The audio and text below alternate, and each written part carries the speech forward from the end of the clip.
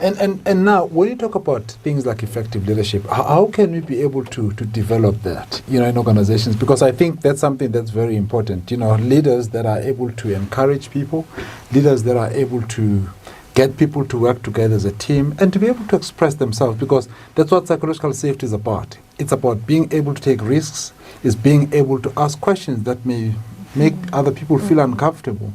But it means you are being yourself, but within obviously boundaries. You can't just be, and in those organizations where that has worked, and to those ones that maybe where you feel like that has not worked, what advice would you give to those where psychological safety, for an example, is not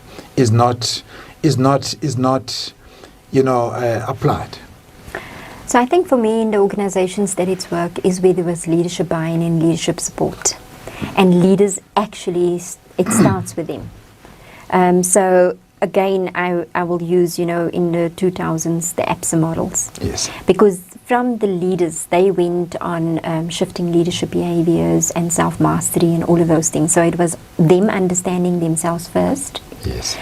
Because a lot of that is also, how do I manage diversity? How do I manage diversity in terms of all the elements that it is encompassed? How do I become an inclusive leader? What does that mean? Yes. So being able to understand that, and then you being able to take that message down to the next level.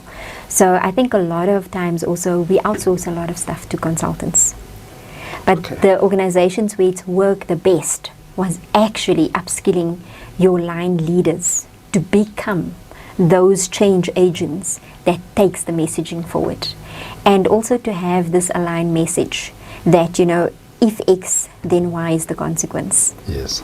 And from a behavioral perspective. And the first point of call is always, how do we correct it? Because you also don't want to create it into a punitive culture. But how do we correct it?